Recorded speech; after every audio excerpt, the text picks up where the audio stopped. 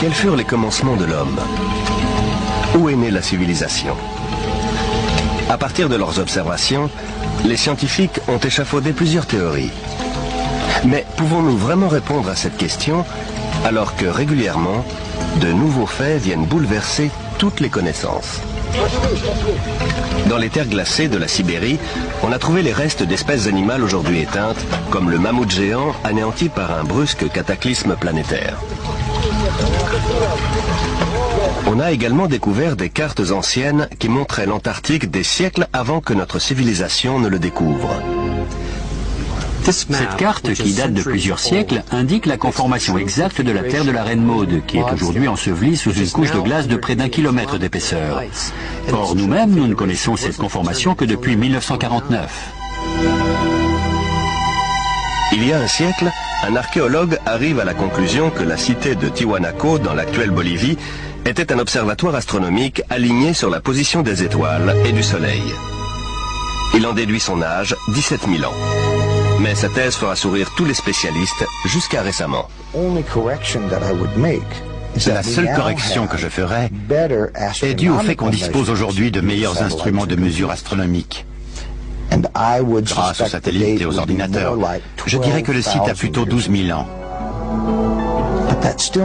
Quoi qu'il en soit, Tiwanaku reste la ville la plus ancienne du monde. Des géologues ont découvert que le sphinx a été lavé par des pluies incessantes pendant des siècles. Or, ces averses n'ont pu survenir que des milliers d'années avant le règne des pharaons. Est-ce à dire que le sphinx a été bâti bien avant l'aube de la civilisation? L'enjeu ici, c'est toute l'histoire de la civilisation. Il n'y a peut-être pas eu un déroulement linéaire de l'homme des cavernes débile à nous autres très intelligents avec nos bombes atomiques et notre dentifrice au fluor. Parfois, des faits nouveaux viennent bouleverser les théories dominantes. C'est sur ces faits que nous allons nous pencher aujourd'hui en compagnie de spécialistes qui élaborent de nouvelles théories susceptibles de changer notre regard sur l'histoire de la civilisation tout entière.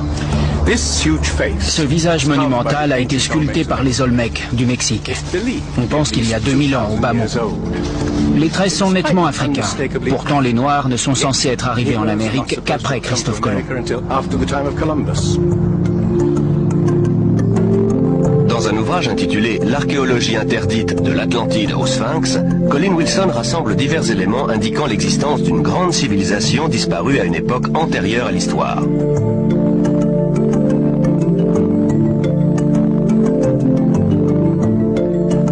Au IVe siècle avant Jésus-Christ, Platon décrit avec précision une grande nation qui, d'après des prêtres égyptiens, aurait sillonné les océans des siècles plus tôt et aurait péri dans un immense cataclysme, une nation qu'il appelle l'Atlantide.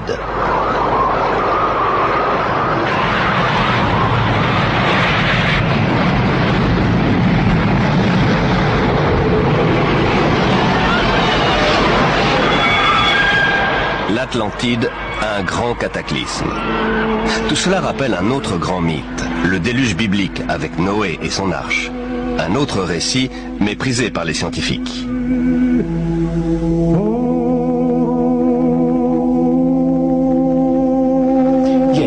En qualifiant le déluge et l'arche de Noé de fable, les scientifiques ignorent tout simplement le fait qu'il existe des centaines de mythes analogues dans le monde. Sans compter que les récits hébreux et mésopotamiens font le même récit d'une catastrophe planétaire qui a quasiment éradiqué l'homme de la Terre avant l'histoire, c'est-à-dire avant la période dont on a des traces écrites.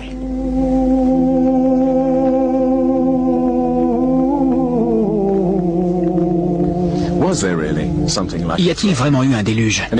Et si oui, a-t-il détruit une civilisation qui aurait précédé toutes les autres? Je dis bien une civilisation, et non l'Atlantide, car dès qu'on prononce ce nom, les scientifiques s'indignent et cessent d'écouter. À leurs yeux, l'idée d'un déluge planétaire n'est pas respectable. Mais jusqu'à quel point la science est-elle impartiale? Respecte-t-elle toujours ses propres principes, à savoir étudier les faits et rien que les faits? Depuis toujours, la science a tendance à attacher plus d'importance à ses propres théories qu'aux faits eux-mêmes. Les théories sont bâties sur des faits pour expliquer la réalité. Mais dans ce processus, d'autres faits sont mis de côté. Des faits nouveaux peuvent également faire évoluer les théories, mais on les ignore généralement. On on appelle tous ces faits des anomalies, c'est-à-dire des phénomènes qui ne cadrent pas avec les théories. Dans un ouvrage controversé intitulé « L'histoire secrète de l'espèce humaine », Thomson et Crémeau montrent le sort réservé à ces faits qui osent contredire les théories dominantes. Au cours des 150 dernières années, les archéologues et anthropologues ont littéralement caché autant de faits qu'ils en ont mis à jour. On appelle ça le filtrage des connaissances. C'est une caractéristique fondamentale de la science et même de la nature humaine. L'homme a tendance à mettre de côté ce qui ne cadre pas. En matière de science, on s'aperçoit que les faits qui ne cadrent pas avec le paradigme admis sont souvent éliminés. On ne les enseigne pas, on n'en débat pas. Mais les personnes ayant fait des études scientifiques n'en entendent généralement pas parler. On a vu une belle démonstration de ce filtrage des connaissances lors des fouilles de Yatliko, au Mexique, en 1966. L'archéologue Gene Steen McIntyre menaçait alors de renverser la conception généralement admise, selon laquelle l'homme est apparu assez tardivement dans la plupart des régions du globe, c'est-à-dire il y a quelques 30 000 ans en Sibérie, et au plus tôt, il y a 20 000 ans en Amérique. Au Mexique, Gene Steen McIntyre découvre des outils en pierre et des ossements humains qu'elle fait dater par plusieurs méthodes scientifiques. En 1966, on a découvert un site antique dont on a d'abord cru qu'il avait peut-être 20 000 ans. On trouvait ça déjà très ancien. Mais quand on a finalement obtenu les datations réalisées selon plusieurs méthodes, le site s'est révélé vieux de 250 000 ans. Pour être franche, un site de 20 000 ans m'aurait comblé. Ma carrière aurait été faite. Mais j'ai été naïve. Je m'en suis tenue aux datations. C'était les faits, et je ne voulais pas m'en éloigner. Je n'ai pas compris que ça allait ruiner toute ma carrière. Depuis ce jour, toutes les portes du monde professionnel lui sont restées closes. Le site a été fermé avec interdiction définitive de reprendre les fouilles. Cette année, soit 30 ans plus tard, d'autres archéologues ont découvert en Sibérie des traces de présence humaine remontant à quelques 300 000 ans. Une datation qui rend finalement la découverte de Gene Steen McIntyre moins invraisemblable qu'il n'y paraît. Ce n'est pas nécessairement une conspiration délibérée, au sens où des gens se réuniraient dans une pièce enfumée et décideraient de tromper sciemment les gens. C'est plus une autocensure qui se fait de manière spontanée au sein de la communauté scientifique. Quand un élément contredit la théorie dominante, les gens décident spontanément de ne pas en parler, de ne pas le révéler. Ce qui signifie que la science ne peut plus progresser comme on pourrait l'espérer.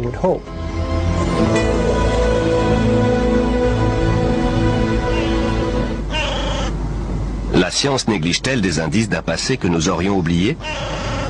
Les mythes parlant d'une civilisation disparue des milliers d'années avant le début de l'histoire peuvent-ils être vrais? Une nouvelle race de chercheurs étudie précisément les anomalies que la science tente à écarter. Les questions qu'ils posent pourraient bouleverser notre conception de l'histoire de l'homme. La forteresse Inca de Sacsayhuaman, d'un âge indéterminé, a été bâtie par un peuple qui ne possédait ni outils en métal dur, ni ciment, et ne connaissait ni la poulie, ni la roue, ni la grue.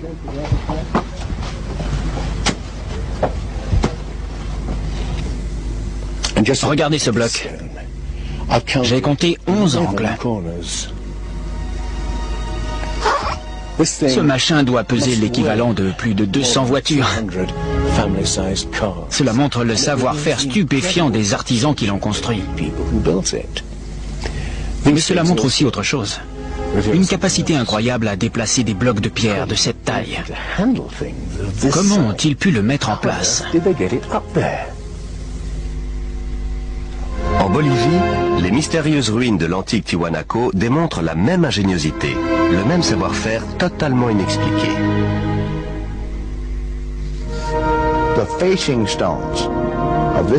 Les blocs de pierre frontaux ont été ajustés impeccablement. On a essayé d'introduire une épingle à la jointure des blocs. Impossible, à aucun endroit. Quelle perfection. Quand les conquistadors ont demandé aux Incas si c'était bien eux qui avaient bâti Tiwanaku, ils ont répondu que non. Ça a été construit des milliers d'années avant nous. Il est évident que ça a été construit par une civilisation très développée.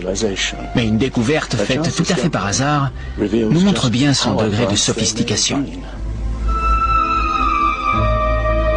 Les blocs de construction de Tiwanaku ne sont pas liés par du ciment, mais par une attache de métal des plus inattendues.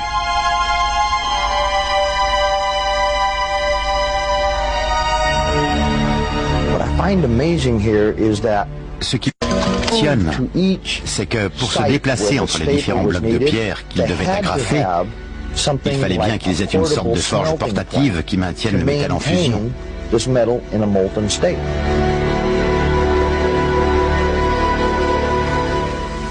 Ici, on retrouve le même genre d'agrafe en métal et les mêmes jointures très fines, comme celle-ci, en forme de L, qui révèle la même ingéniosité. Le Pérou?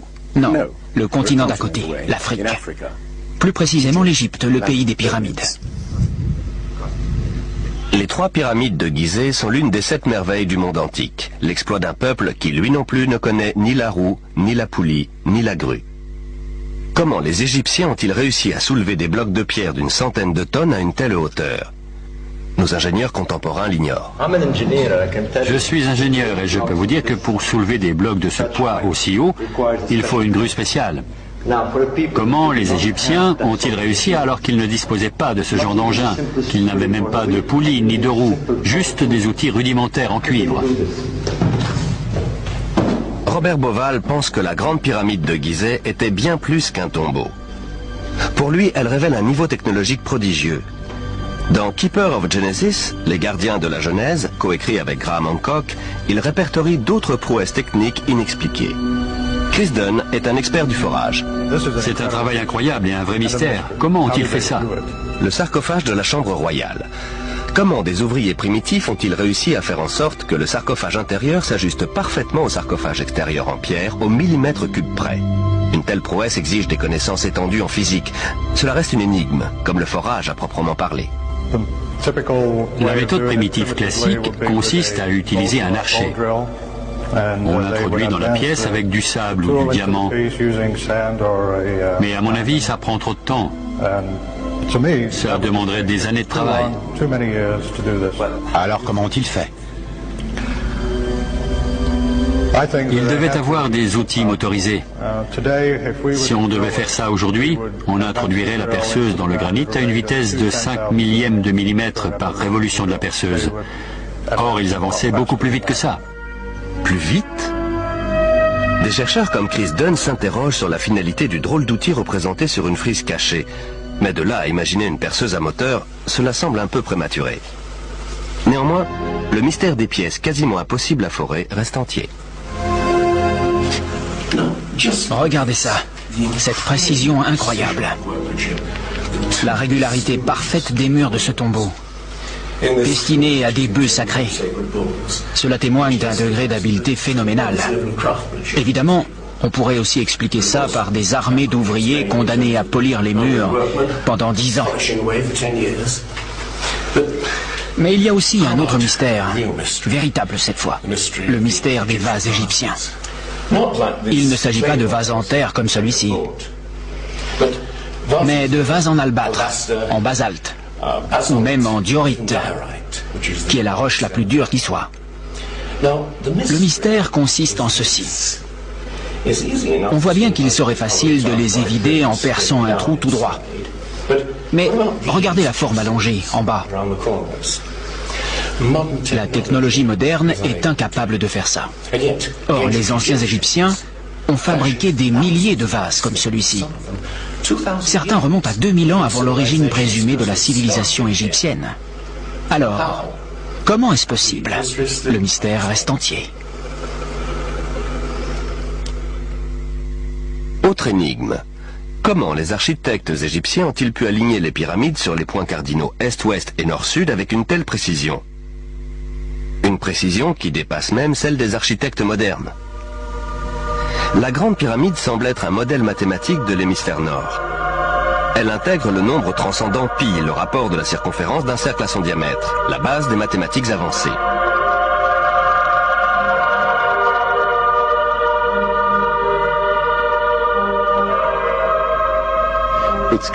Il est évident qu'on est face à un système mathématique et technologique évolué, et ce, à une époque où il n'était pas censé exister.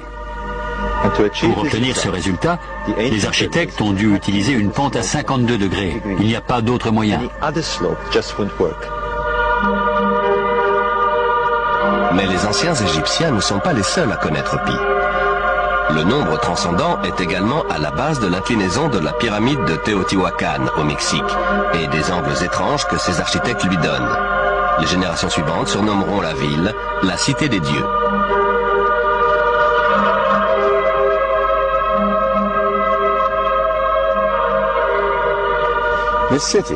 La cité était plus grande que la Rome impériale. On voit ici une série de bassins autrefois remplis d'eau. La surface miroitante de l'eau réfléchissait le ciel et ces ondulations donnaient l'alerte en cas de séisme. De l'autre côté, ces temples sont supposés représenter les corps célestes. Tout le site semble être le fruit d'une fascination pour l'astronomie et l'éternité.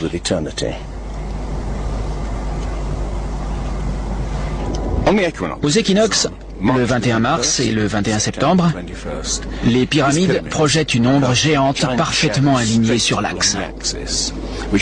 Cela en faisait des horloges parfaites pour ce peuple obsédé par la mesure du temps et la précession des équinoxes.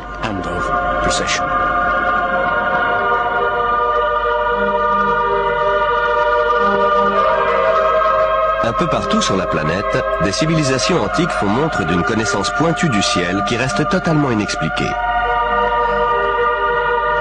À croire qu'elles ont été renseignées par une même source.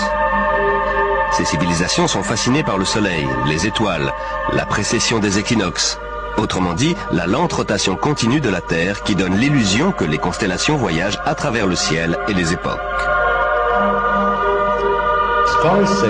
D'après les spécialistes, les anciens Égyptiens n'avaient pas une connaissance approfondie de l'astronomie. Voici pourtant une preuve de leur fascination pour le ciel et de leur connaissance pointue en la matière. Ce sont les constellations du zodiaque, le lion, le taureau, le poisson, et ici, la constellation d'Orion. Beauval pense que l'astronomie est la clé de bien des énigmes posées par les pyramides de Gizeh. Les anciens Égyptiens voyaient dans la constellation d'Orion le dieu Osiris, seigneur des morts, des cieux et de l'au-delà. Beauval a trouvé maintes représentations du dieu bien en évidence un peu partout sur les pyramides de Gizeh. Ça, c'est un vrai mystère. Des petits conduits inclinés vers le haut. Pour les égyptologues, ce sont juste des cheminées d'aération. Mais pour les astronomes, dans l'ancienne Égypte, ces conduits étaient des passages vers Rosto, le royaume d'Osiris, ou Orion. Pour les anciens Égyptiens, Orion était Osiris, le dieu de la résurrection. Voici une reconstitution du ciel en 2500 avant Jésus-Christ. J'ai été étonné de découvrir ceci. Les conduits menaient à Orion et à l'étoile Sirius, ou Isis, épouse d'Osiris. D'après Beauval, des textes antiques indiquent que ces conduits étaient probablement utilisés lors de cérémonies secrètes pour permettre aux pharaons morts de ressusciter sous forme d'étoiles dans la constellation d'Orion. Un des textes dit que tu puisses traverser le passage sinueux, la Voie lactée, et atteindre le royaume d'Orion.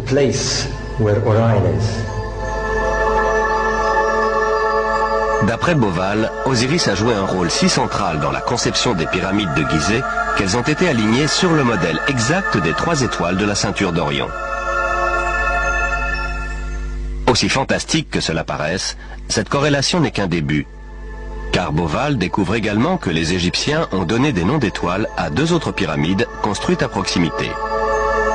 Il regarde alors une carte plus grande et découvre avec stupéfaction que c'est toute la constellation d'Orion qui est représentée au sol. Retour au Mexique. Teotihuacan présente une autre ressemblance avec les pyramides d'Égypte. Dans les légendes, cette ville est appelée la Cité des Dieux. Sa finalité semble être la transformation d'êtres humains en corps célestes. Autrement dit, la réincarnation sous forme d'étoiles. Exactement comme pour les pyramides de Gizeh, en Égypte. Voilà le secret de Teotihuacan.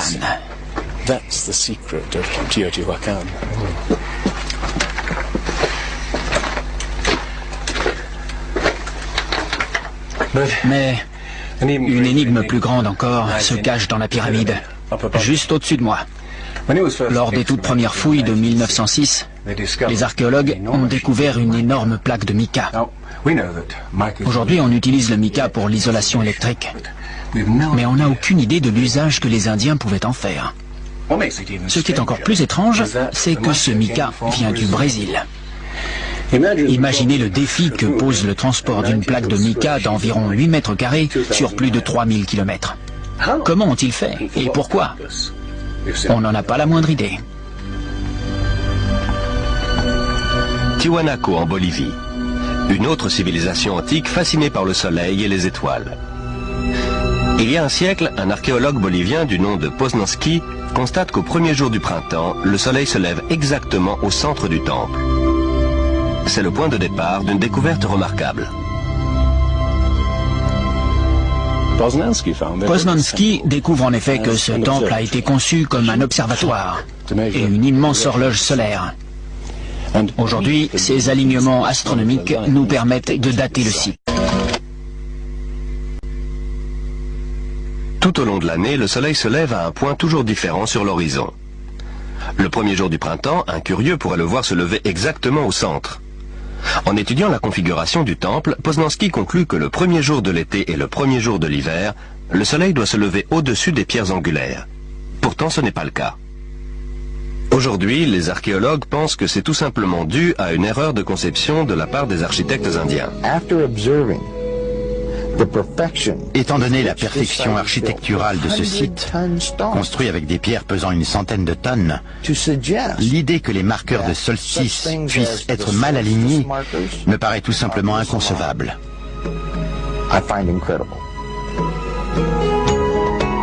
Neil Steed va vérifier minutieusement tous les calculs de Poznański. En mesurant les angles des pierres angulaires et en les comparant à l'angle de la position actuelle du Soleil, il en déduit l'âge du site, 17 000 ans. Or, à l'époque, l'inclinaison de l'axe de la Terre n'était pas tout à fait la même qu'aujourd'hui, et le soleil de solstice se levait juste au-dessus des pierres angulaires.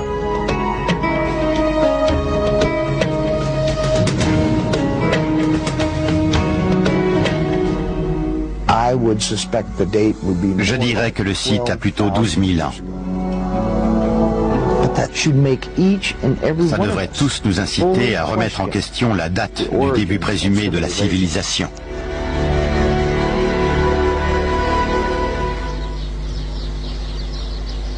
Se peut-il qu'une même civilisation oubliée de l'histoire ait laissé son empreinte à différents endroits du globe?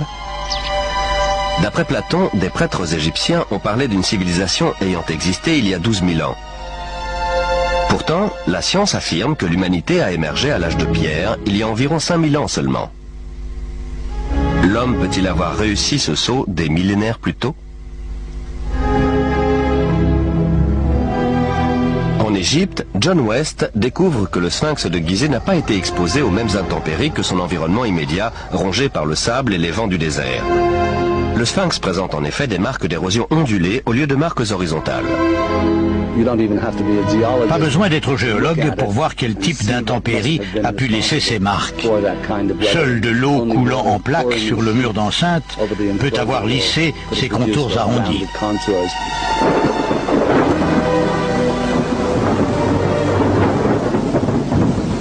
De l'eau, dans le Sahara? Certainement pas à l'époque des pharaons. Pour en trouver, il faut remonter à la fin de la période glaciaire vers 10 500 avant Jésus-Christ, soit des milliers d'années avant la civilisation pharaonique.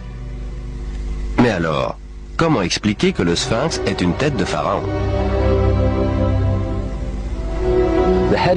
La tête est toute petite par rapport au corps. Vu du ciel, le corps apparaît aplati et très allongé, et la tête ressemble presque à une tête d'épingle. Cela montre qu'elle a été retravaillée. En d'autres termes, à un moment donné de sa longue histoire, elle a été refaite. John West pense qu'à l'origine, le sphinx représentait un énorme lion sculpté dans le roc par des inconnus, antérieurement à 10 500 avant Jésus-Christ. Il aurait subi une forte érosion lors des bouleversements climatiques de la fin du glaciaire qui se serait traduit par plusieurs siècles de pluie. Ce n'est que des milliers d'années plus tard que les pharaons referont sculpter la tête à leur propre image. Le sphinx serait donc 2 fois plus âgé qu'on ne le pense? Les égyptologues rejettent cette éventualité, mais les géologues leur opposent des faits indéniables. Et d'après Robert Bauval, des données astronomiques corroborent également l'hypothèse selon laquelle les pyramides de Gizeh remonteraient à des temps incroyablement anciens. En effet, la configuration du site correspond bizarrement à la position d'Orion vers 10 500 ans avant Jésus-Christ. À l'époque, le sphinx était tourné vers la constellation du Lion dont il était lui-même l'image. Et Orion entamait sa lente ascension qui allait marquer l'avènement d'une nouvelle ère. La position d'Orion, en moins 10 500, correspond exactement à la position des 3 petites pyramides érigées derrière les grandes. L'astronomie fournit encore bien d'autres éléments étonnants.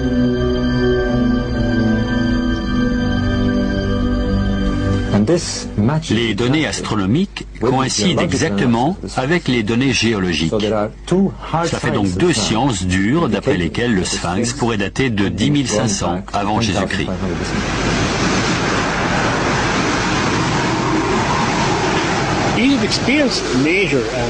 L'Égypte a connu des bouleversements majeurs à la fin de la période glaciaire, en particulier autour de 10 500 avant Jésus-Christ. Des crues exceptionnelles ont recouvert les plaines inondables. Cela a tout détruit dans la vallée du Nil et dans le delta en général.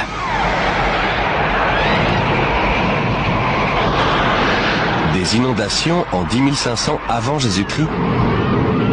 Les pyramides de Gizeh pourraient-elles avoir été bâties à une époque aussi reculée?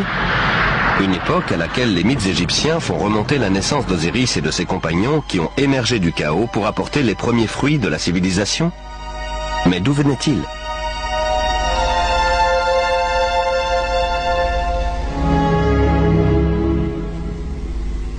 Osiris a de nombreux points communs avec le dieu Tiwanaku en Bolivie. Voilà dans cette mystérieuse cité de Tiwanaku le dieu que les Indiens vénéraient. Viracocha, grand, barbu et blanc, d'après les descriptions. Il est sorti des eaux à une période de chaos et de destruction, pour apporter une sorte de renouveau à l'espèce humaine. Au Mexique, le dieu blanc Viracocha prend le nom de Quetzalcoatl. Il est venu en compagnie d'autres dieux apporter les premiers fruits de la connaissance. Son symbole est représenté un peu partout dans Teotihuacan. C'est le serpent à plumes qui symbolise le dieu énigmatique Quetzalcoatl, qui est venu de l'Est après un gigantesque cataclysme, pour apporter la civilisation à cette partie du monde. Les dieux tels qu'Osiris, Viracocha ou Quetzalcoatl étaient-ils à l'origine des simples hommes venus de loin? Des survivants d'un cataclysme qui avait détruit leur foyer et leur civilisation? La question qui se pose maintenant est la suivante. Y a-t-il une civilisation lointaine, encore non identifiée, qui a touché l'Égypte, le Mexique et l'Amérique du Sud, et y a laissé son empreinte, aussi difficile à déceler soit-elle, sous forme d'un corpus de connaissances? J'admets que, pris isolément, les différents éléments fournissent peu d'informations, mais il faut les considérer dans leur ensemble. Des 2 côtés, on trouve d'immenses pyramides alignées sur les points cardinaux et bâties d'après des connaissances mathématiques complexes. Les 2 peuples ont une connaissance prodigieuse de l'astronomie qui s'exprime dans ces grands monuments sacrés qu'ils érigent. Bien qu'ils ignorent la poulie et la roue, ils sont capables d'assembler d'immenses blocs de pierre aux jointures très fines dans un style architectural unique utilisant des angles droits et des agrafes en métal. Et les 2 recourent à la momification pour préserver et honorer leurs morts. Autre point commun des plus étonnants, découvert par Irina Balabanova de l'université d'Ulm, de nombreuses momies égyptiennes contiennent de la cocaïne et de la nicotine, des substances de plantes indigènes d'Amérique du Sud.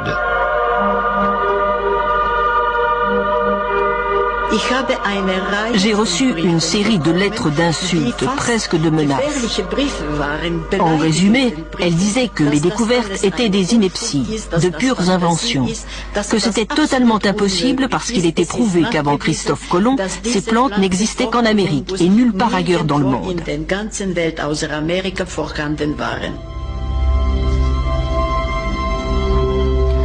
Mais l'expérience est répétée sur des centaines de momies et se révèle incontestable. À une époque reculée, des voyageurs auraient-ils donc traversé l'océan et laissé leur empreinte des deux côtés de l'Atlantique? Une idée que suggèrent aussi certains manques.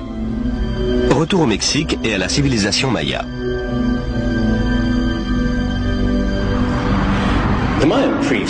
Les prêtres mayas utilisaient des tablettes pour prédire les éclipses du soleil et de la lune. Mais il y a quelque chose de très étrange chez les mayas.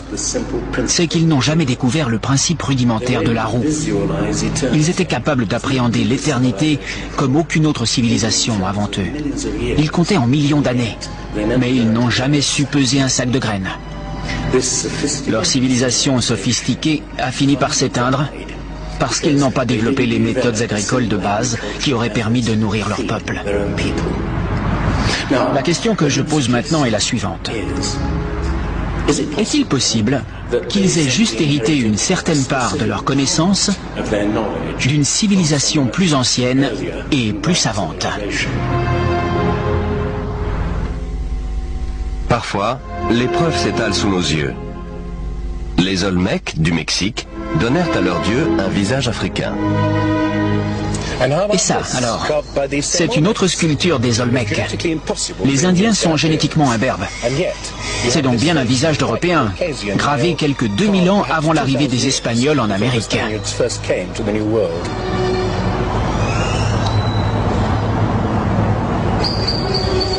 Bon, des visages africains et européens sculptés des siècles avant l'arrivée de Christophe Colomb. Mais d'où viennent-ils? Comment sont-ils arrivés ici? Comment en sont-ils venus à influencer la civilisation la plus ancienne d'Amérique centrale, la culture mère du Mexique? Tout ce que les archéologues savent, c'est que les Olmecs se sont matérialisés d'un coup vers 1500 avant Jésus-Christ, avec toute leur sophistication. Il n'y a aucun signe d'une phase antérieure de développement de cette civilisation. Ce peuple, dont l'expression typique est la sculpture d'immenses têtes d'Européens et d'Africains, semble surgir de nulle part.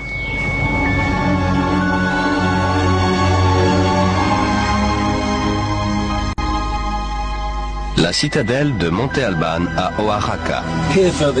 Ici, au sud du Mexique, on trouve la dernière œuvre de ce peuple mystérieux. Ces figures gravées dans la pierre semblent représenter des hommes tombés à la guerre. Ils sont nus, abandonnés, souvent castrés. C'est peut-être là que ces hommes ont disparu de l'histoire.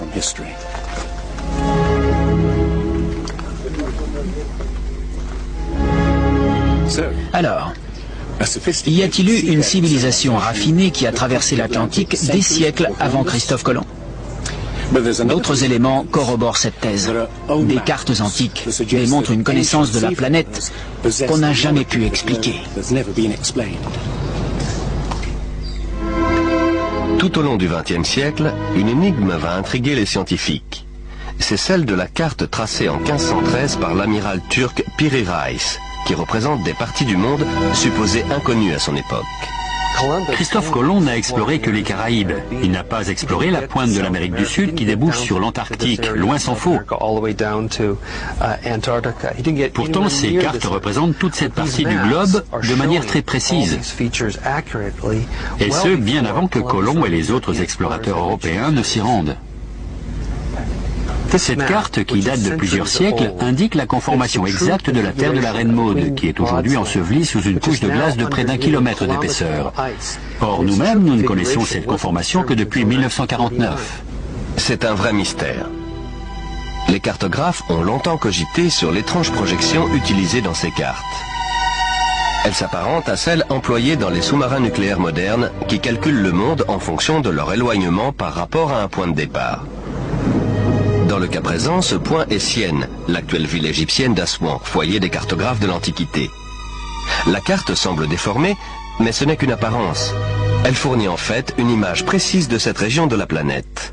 Mais ce n'est pas tout. À mon sens, la principale caractéristique de la carte de Piri-Reis est qu'elle indique la longitude. Les Européens n'ont pas su faire ça avant le XVIIIe siècle. Or, cette carte date du XVIe. L'histoire de la longitude commence sur ces plages en 1707, alors que la flotte anglaise vient de quitter la Méditerranée en direction des côtes britanniques. À l'époque, on n'a pas de mal à calculer sa position par rapport au nord ou au sud. Il suffit de mesurer l'angle entre la surface de la Terre, le Soleil et les étoiles.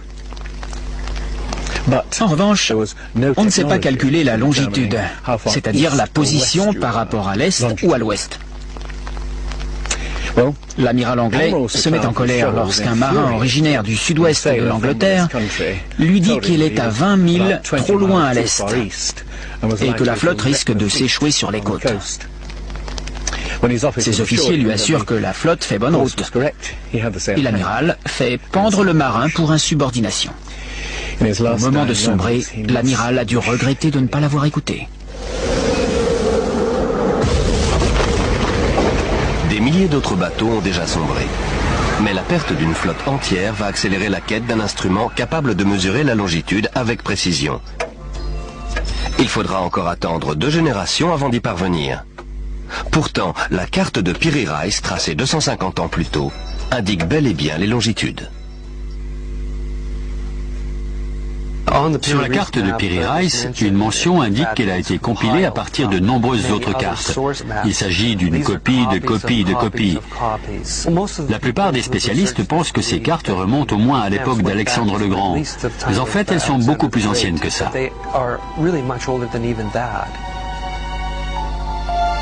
Des cartes du monde tracées des siècles avant qu'on sache naviguer sur les océans.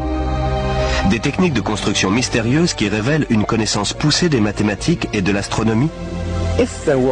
S'il y a bien eu une civilisation raffinée, capable de transmettre ses connaissances aux bâtisseurs du Sphinx et au peuple des Andes et du Mexique,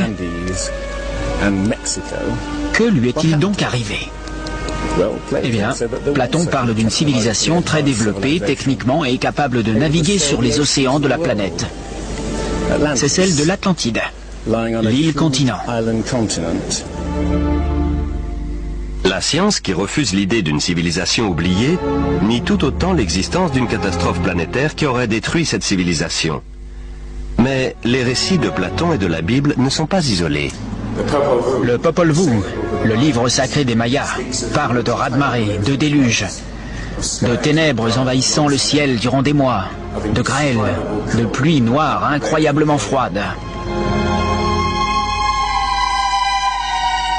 Les anciens Égyptiens parlent d'une période de chaos, de déluge et d'obscurité dont les dieux vont émerger pour donner forme à la terre d'Égypte.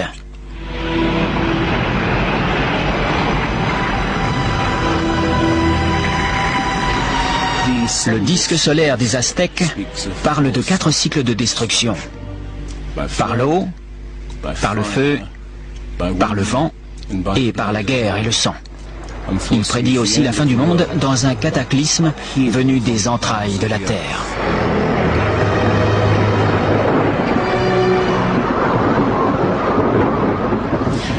D'autres mythes de l'Amérique précolombienne parlent d'un déluge apocalyptique, accompagné de séismes et d'une pluie de feu due aux éruptions volcaniques.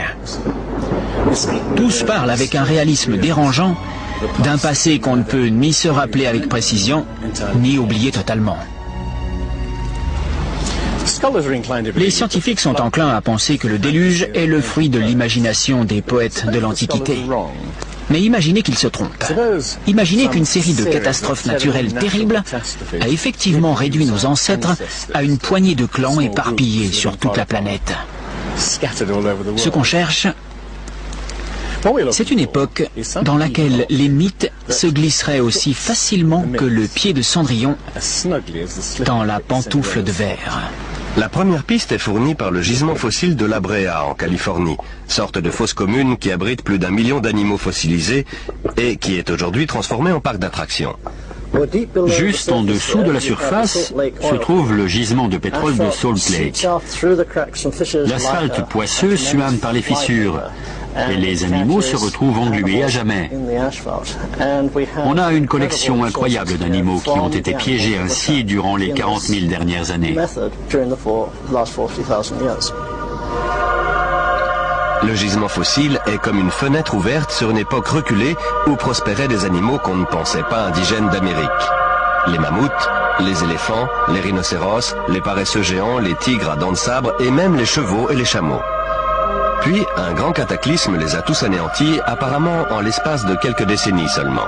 Cela s'est passé vers 10 500 ans avant Jésus-Christ, il y a quelques 12 000 ans. Les grands animaux, autrement dit tout animal plus grand qu'un coyote, ont disparu pour la majorité en quelques décennies. C'est effectivement ce qu'on peut appeler une grande catastrophe. Voici le relevé de la catastrophe survenue à la fin de la période glaciaire vers 10 500 ans avant Jésus-Christ. Les températures, qui avaient été relativement stables pendant des milliers d'années, augmentent subitement. Le climat se réchauffe de plus de 5 degrés en un clin d'œil. 3 à 5 années seulement. Telle est la prodigieuse découverte des scientifiques qui ont percé la calotte glaciaire du Groenland pour en savoir davantage sur les changements atmosphériques. Certains appellent la calotte glaciaire du Groenland la pierre de Rosette du climat, parce qu'on a vraiment fait une découverte majeure en apprenant que le climat pouvait se modifier aussi subitement.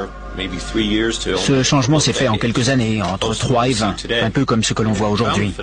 On a découvert des modifications chimiques phénoménales dans la nature de la glace. On a aussi découvert que pendant la période de la fonte des glaces, le volume et la concentration des dépôts volcaniques ont été nettement plus importants qu'à n'importe quelle autre période, sachant qu'on a étudié les 110 000 dernières années.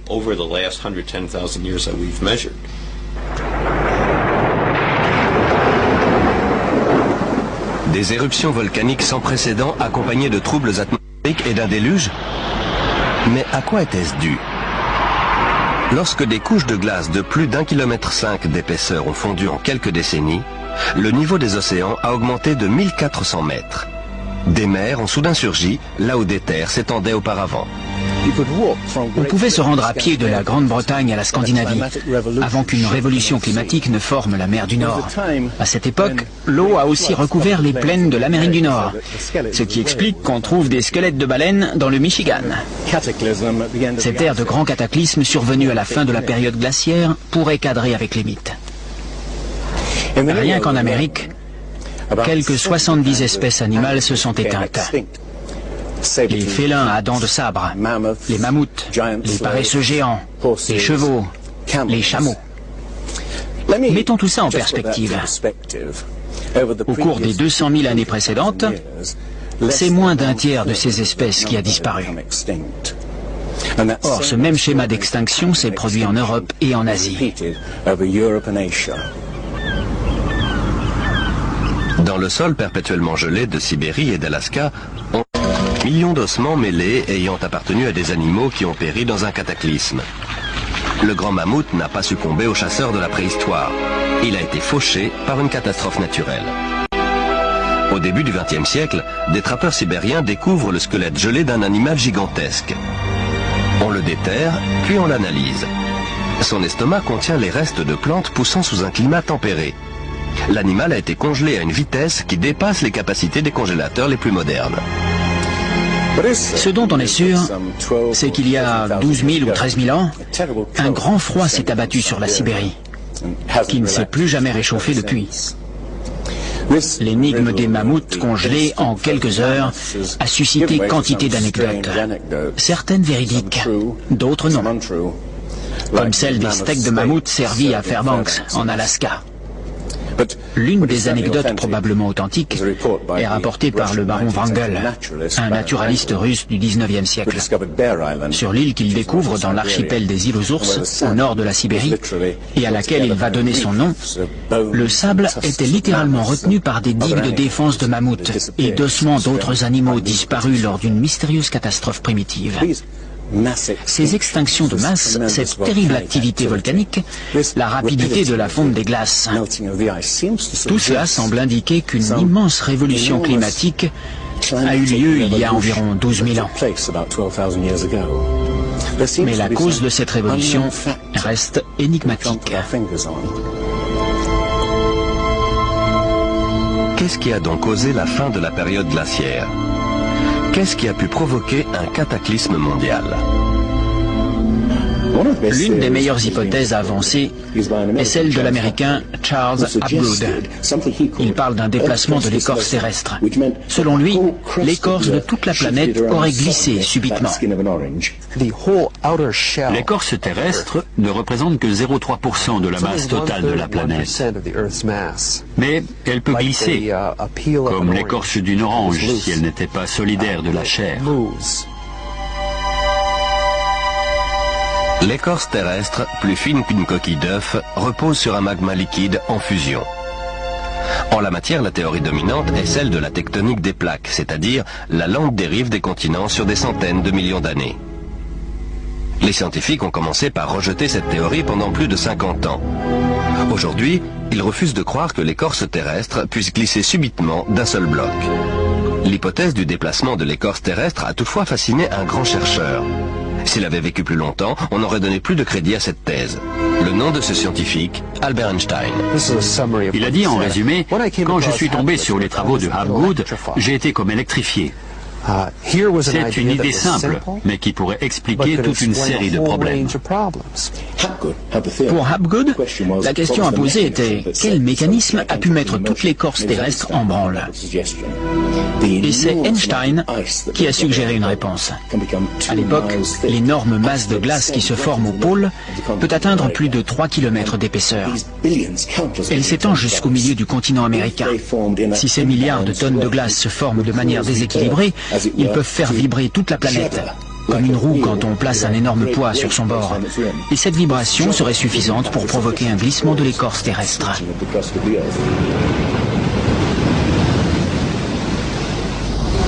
Il y a 55 000 ans, le pôle Nord était proche de l'Europe. Mais il a brusquement glissé dans la baie d'Hudson au Canada.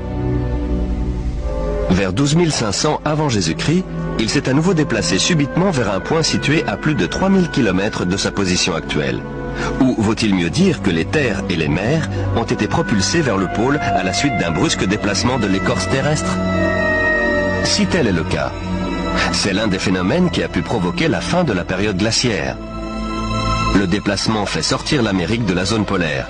La mer située au nord se couvre d'une couche de glace de quelques mètres seulement. La colossale plaque de glace de plus d'1,5 km d'épaisseur qui s'étendait au-dessous de l'Amérique fond soudain en quelques années. Ce qui est intéressant dans la thèse Hapgood-Einstein, c'est qu'elle explique de nombreux mythes, outre celui du déluge. Des mythes qui parlent de séismes terribles, de catastrophes volcaniques, d'une pluie noire descendant du ciel, de pays entiers soudain couverts de gel. On voit bien que c'est exactement ce qui pourrait arriver si l'écorce terrestre glissait brusquement.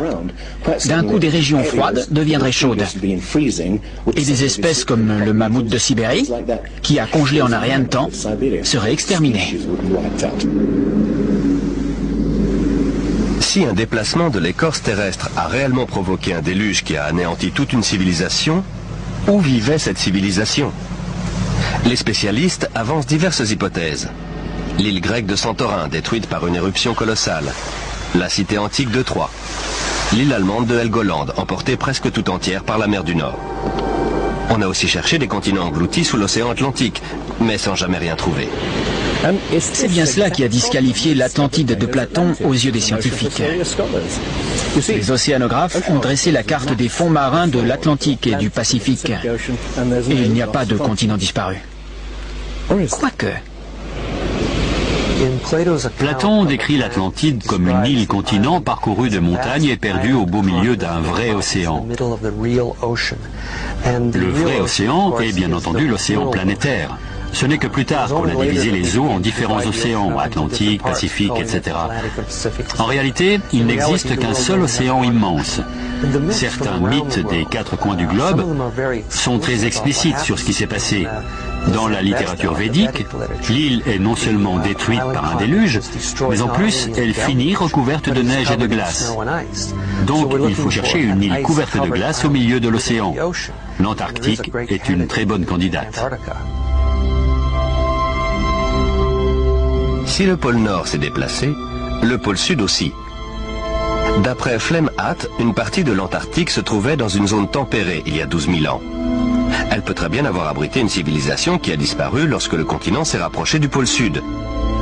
Pour lui, c'est ce qui explique ces cartes montrant des régions de l'Antarctique telles qu'elles sont sous la glace. L'amiral turc Piri Reis fait preuve d'une connaissance de l'Antarctique tout bonnement impossible à son époque. Les services cartographiques de la marine, mais aussi de l'armée de l'air, disent « Nous avons comparé les montagnes et les sommets, et la similitude est étonnante. » Ce qu'il faut souligner, c'est qu'on ne parle pas d'une seule et unique carte, celle de Piri Reis, qui pourrait être mise de côté, mais de dizaines de cartes. La carte de Phineus, par exemple, est très précise concernant la configuration générale de l'Antarctique. Elle indique des rivières qui existent bel et bien, mais qu'on ne connaissait pas au XVIe siècle. Nous n'avons pas découvert le continent antarctique avant les années 1800. Alors, comment des cartographes européens ont-ils pu le représenter des siècles plus tôt? La seule explication possible, d'après Flemhatt, est qu'ils ont copié des copies de cartes qui remontent à des lustres. À leur époque, ces informations n'étaient pas censées exister. Ce n'est qu'au cours des 25 dernières années qu'on a découvert l'existence de l'Antarctique sous la calotte polaire. C'est un continent bordé de quelques îles, avec une mer de glace entre les deux. Or, tout cela, cette carte le montrait déjà. Ces îles correspondent à cette région. Les chutes de neige sont très importantes ici et quasiment inexistantes là. Ces îles devaient n'en former qu'une avant de se rattacher au continent. Et donc, il a dû y avoir un passage ici pendant plusieurs milliers d'années. Et ici aussi, probablement. Ensuite, ces îles n'en ont plus formé qu'une. Ce qui est décrit ici est ce qui s'est produit, d'après moi, vers 8000 avant Jésus-Christ, 6000 au plus tard. On n'a aucun moyen de savoir comment ça s'est produit, si ce n'est en postulant l'existence d'une civilisation qui avait des connaissances de la navigation et de la topographie que nous n'avons fait que réinventer à notre époque. Alors, les débuts de la civilisation humaine sont-ils plus anciens qu'on ne le croyait? Vous pensez peut-être que de nombreux arguments avancés ici ne sont que de pures conjectures, qui prises isolément sont faciles à réfuter. Mon hypothèse est qu'en assemblant tous ces éléments comme autant de pièces d'un grand puzzle, un schéma apparaît, une silhouette émergeant du brouillard. C'est celle d'une civilisation qui a disparu et fut oubliée bien avant que ne débute l'histoire connue des hommes.